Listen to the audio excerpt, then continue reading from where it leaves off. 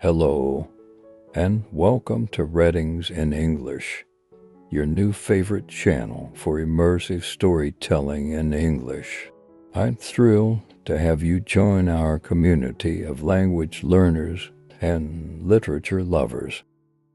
English, a global language bridging cultures and connecting billions, offers a world of opportunities. From unlocking academic success to fostering international collaborations, mastering English opens doors to a richer, more interconnected life. But let's face it, learning a new language isn't always a walk in the park. It demands dedication, perseverance, and a dash of creative immersion. That's where Readings in English comes in. We believe that the best way to learn is through engaging narratives that transport you to different worlds, introducing you to new characters, exciting plots, and complex themes.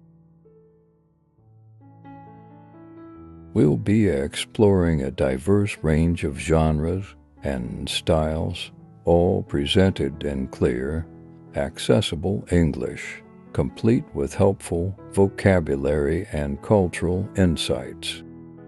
We'll also explore different ways to improve your English, from pronunciation practice to vocabulary building. Our goal is to make learning English an enjoyable and rewarding experience, one story at a time. Today, we embark on a powerful journey with a story that underscores the crucial role of language in everyday life, and especially in moments of crisis. This story, titled The Rescue, follows Joe, a young Brazilian tourist in London, who finds himself in a terrifying situation where his limited English skills become a matter of life and death. The Rescue is a gripping tale of resilience, communication, and the transformative power of learning a new language. It's a story that will keep you on the edge of your seat, all subtly enhancing your English vocabulary and comprehension. Prepare to be captivated. Joe's life in Rio de Janeiro pulsed with the rhythm of samba, the vibrant chaos of Ipanema Beach, and the comforting familiarity of his family's bustling apartment. He'd always been a dreamer, a restless soul, with a thirst for adventure that far outweighed his practical skills.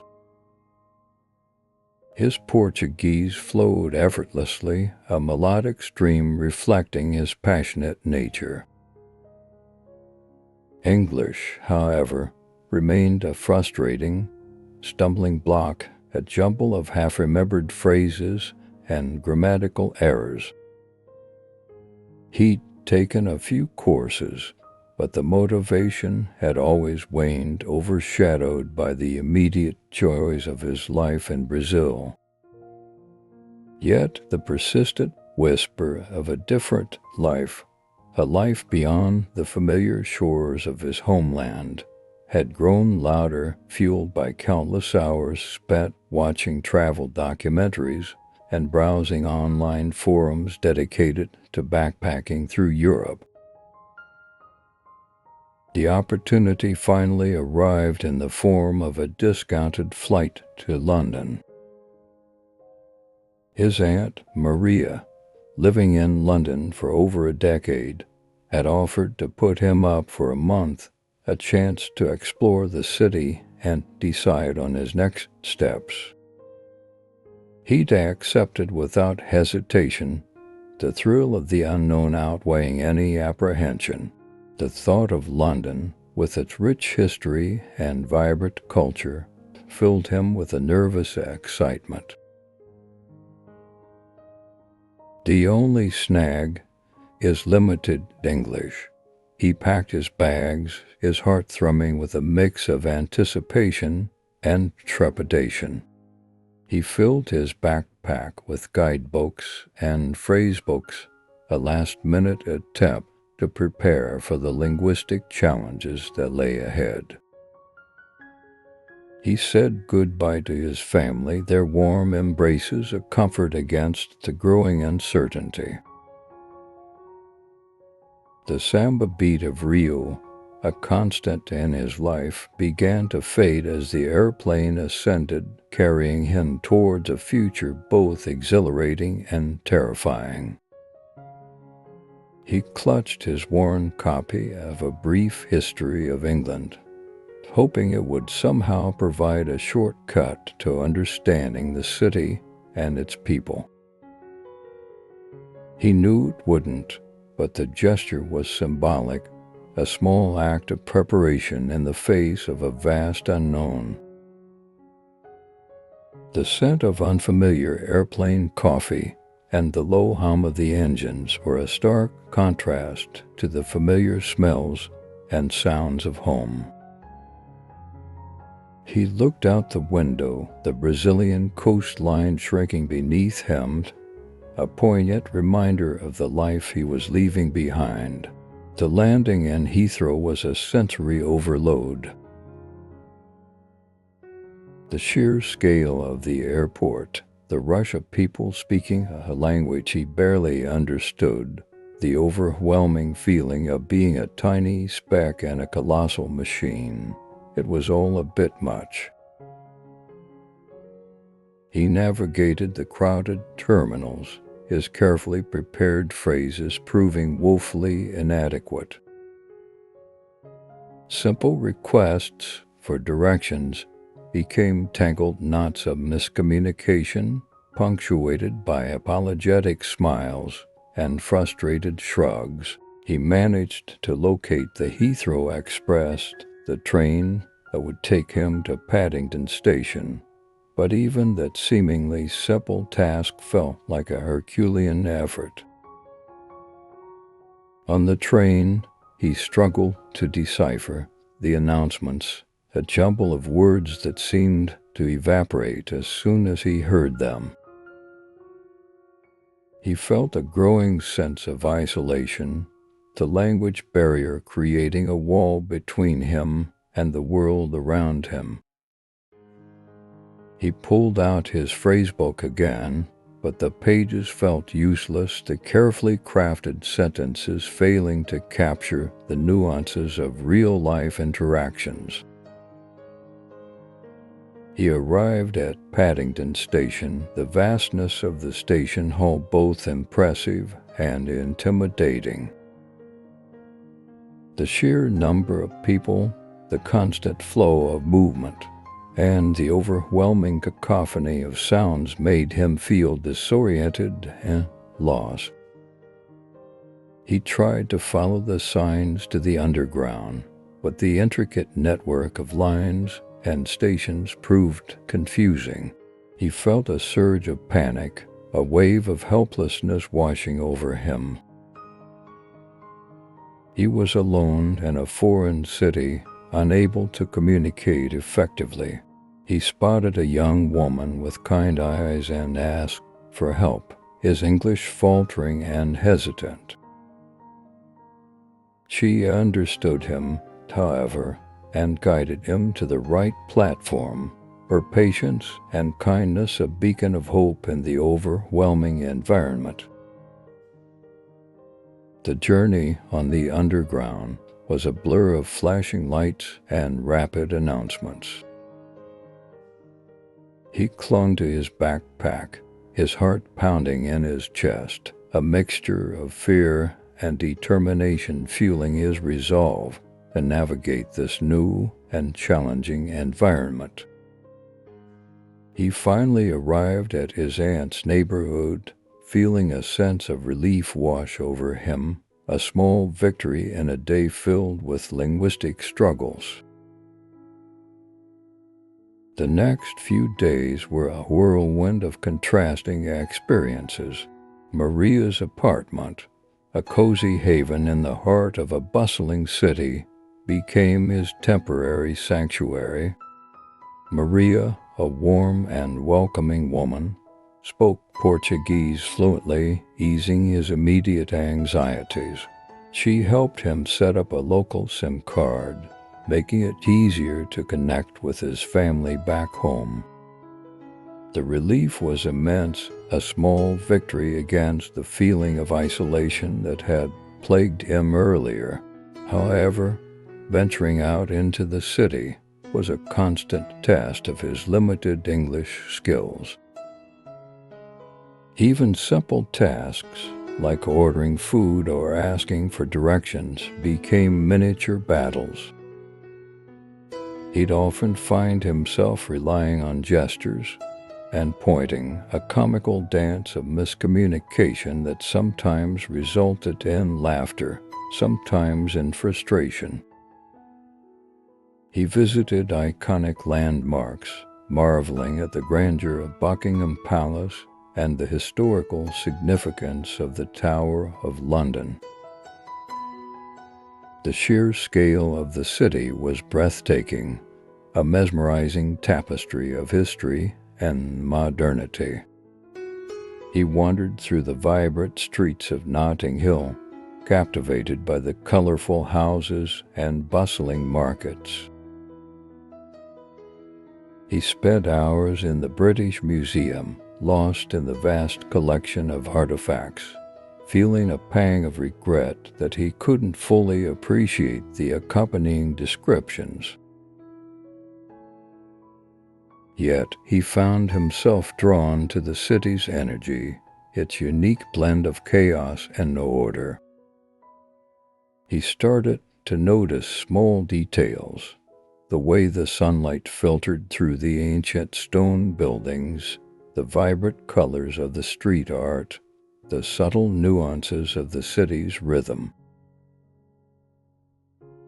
He began to feel a sense of belonging despite the ongoing struggle with the language. He even started to pick up a few new phrases, small victories that boosted his confidence. He spent his evenings studying his phrasebook, memorizing new vocabulary, and practicing pronunciation. He downloaded language learning apps on his phone, determined to improve his English skills. The progress was slow, frustrating at times, but the small improvements kept him motivated. He started to engage in simple conversations with shopkeepers and cafe owners, stumbling through sentences, but always met with patience and understanding.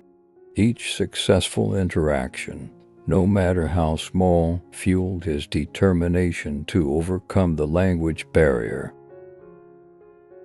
He felt a growing respect for the complexity of the language, a newfound appreciation for the power of communication. He realized that learning English wasn't just about mastering grammar and vocabulary. It was about connecting with people, understanding their culture, and experiencing the world in a new way.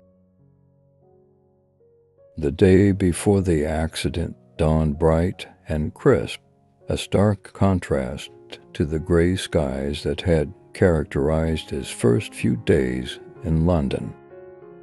He decided to explore a different part of the city, venturing further afield than he had before.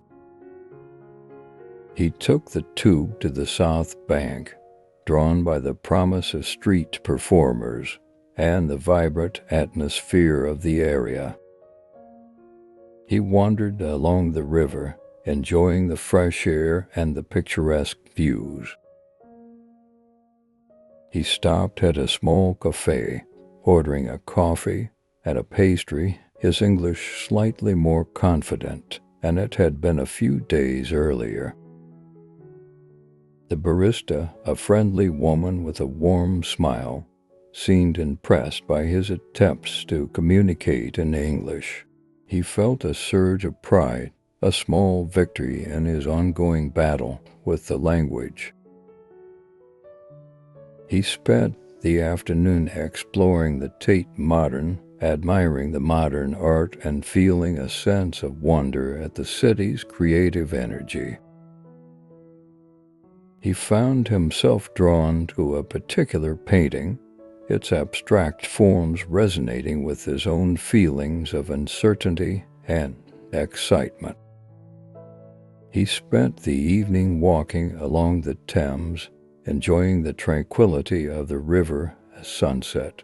The city lights began to twinkle, casting a magical glow on the water. He sat on a bench, watching the boats glide along the river, feeling a sense of peace and contentment. He reflected on his journey so far, the challenges he had faced, and the progress he had made. He felt grateful for Maria's support and the kindness of strangers he had encountered. He knew that his English was still far from perfect, but he felt a growing confidence in his ability to communicate and connect with people. He felt a sense of belonging, a feeling that he was slowly but surely becoming a part of this vibrant and complex city.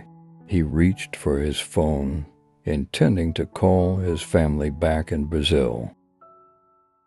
As he scrolled through his contacts, he felt a surge of gratitude for the technology that connected him to his loved ones, bridging the geographical distance that separated them.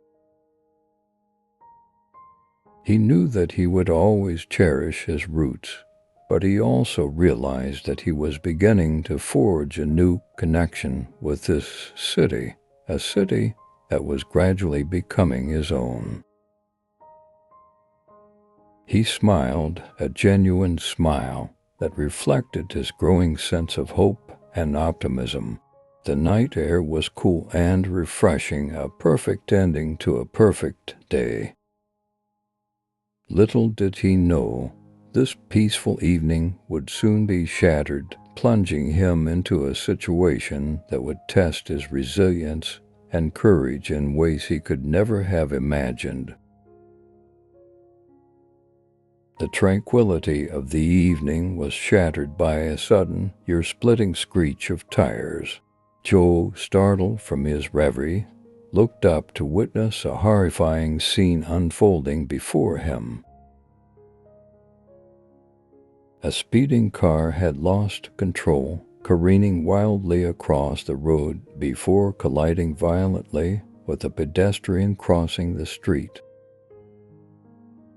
The impact was brutal, a sickening crunch of metal and bone that sent a wave of nausea through Joe. The world seemed to slow down, the sounds muffled, the colors muted. He saw the car, a mangled wreck, come to a shuddering halt. He saw the pedestrian, a young woman, lying motionless on the pavement, her body twisted at an unnatural angle. A wave of icy fear washed over him, a primal instinct of survival kicking in. His initial reaction was one of pure shock, a paralysis that prevented him from acting immediately. He watched, helpless, as a small crowd began to gather, their faces a mixture of horror and concern. He wanted to help, to do something, but a sense of panic constricted his throat, making it impossible to speak. He tried to scream, but only a choked gasp escaped his lips. He knew he needed to call for help, to summon emergency services, but the words wouldn't come. His mind raced, trying to conjure the necessary phrases in English, but his vocabulary failed him.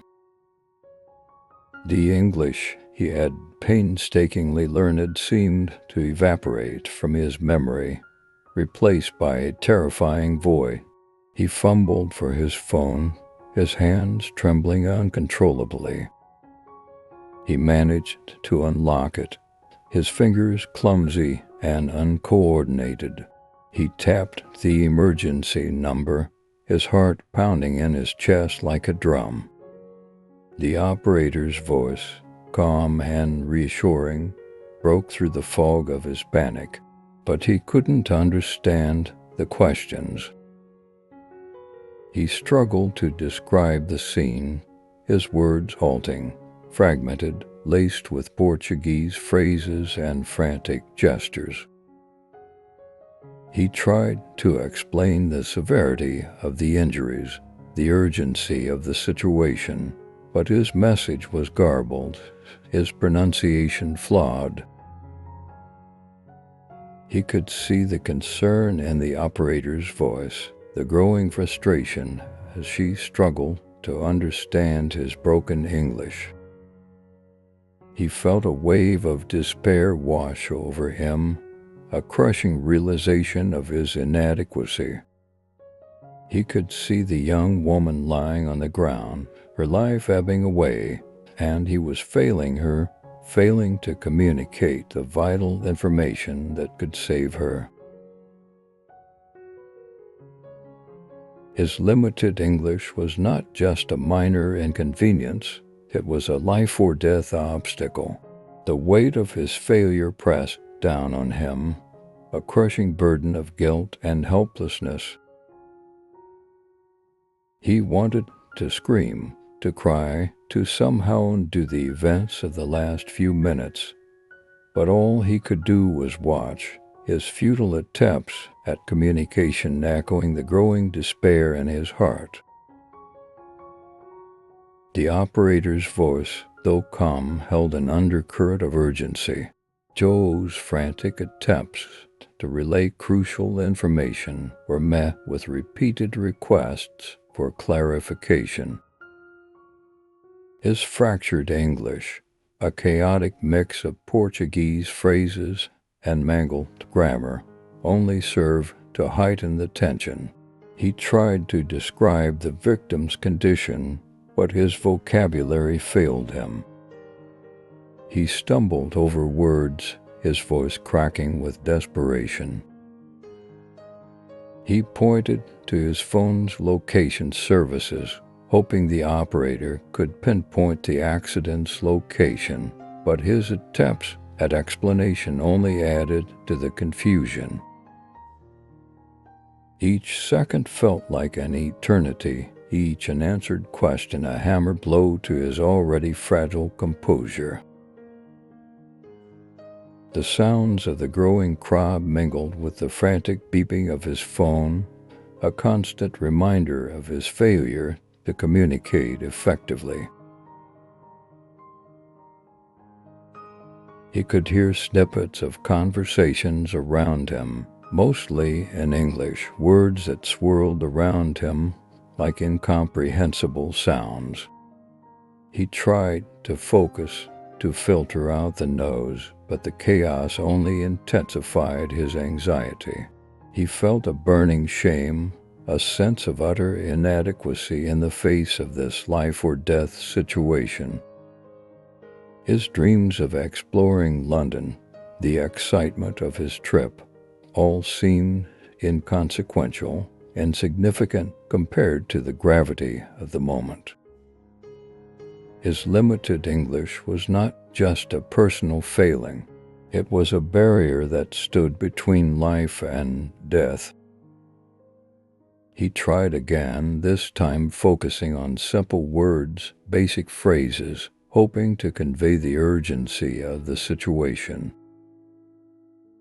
He repeated the word accident again and again, his voice strained, desperate.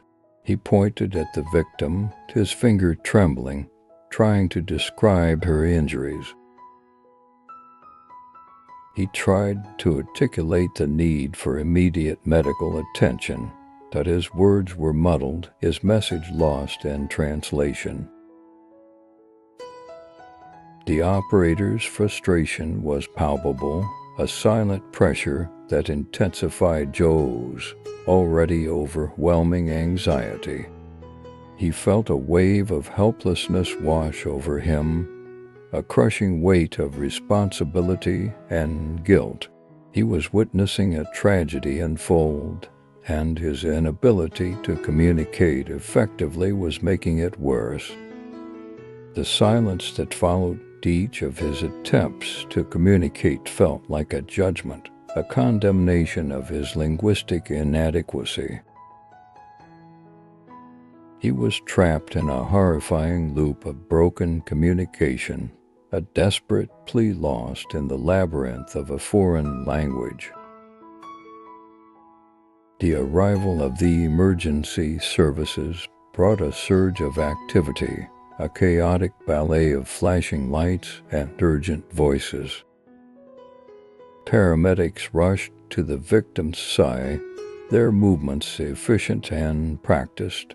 Police officers began to control the crowd, their voices authoritative and firm.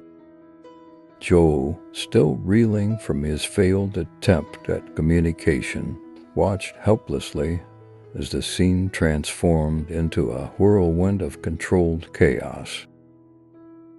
He felt a strange detachment, a sense of being an observer rather than a participant.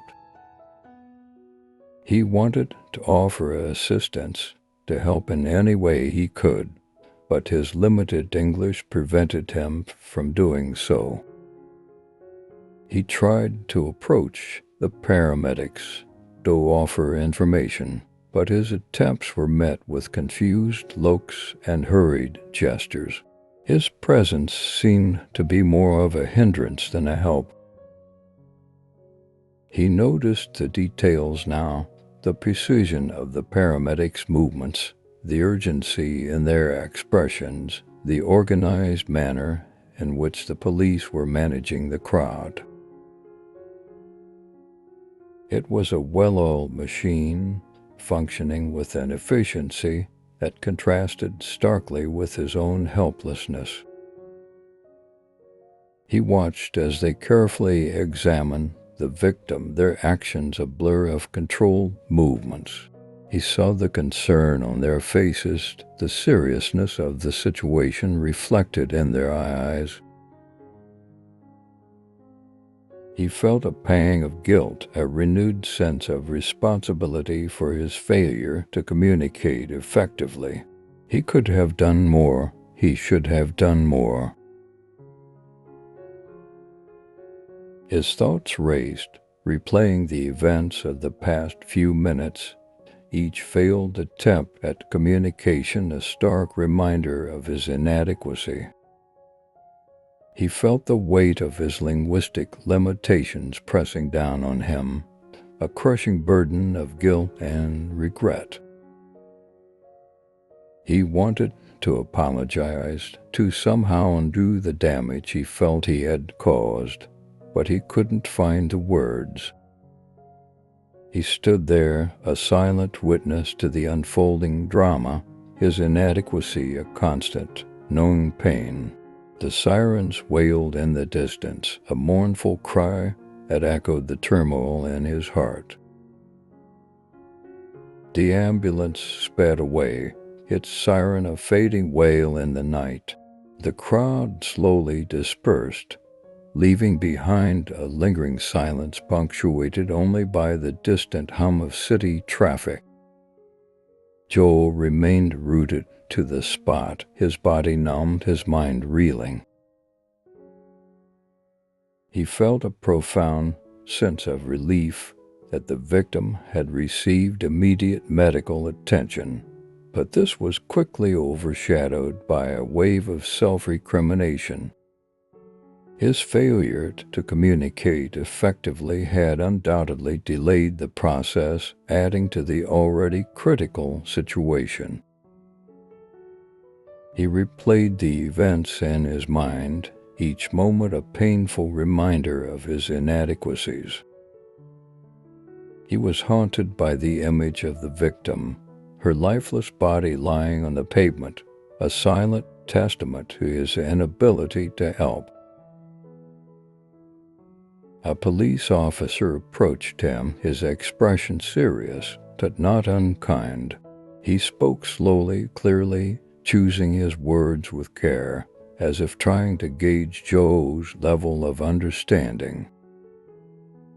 He asked Joe for his statement, his account of the events. Joe, his throat tight with emotion, tried to explain what he had witnessed. He stammered, his words a jumbled mix of Portuguese and broken English. The officer listened patiently, occasionally asking clarifying questions. Joe felt a strange mixture of relief and shame. Relief that someone was finally listening, shame that his inability to speak fluently was hindering the investigation. He knew that his imperfect account would not paint a complete picture of what had happened.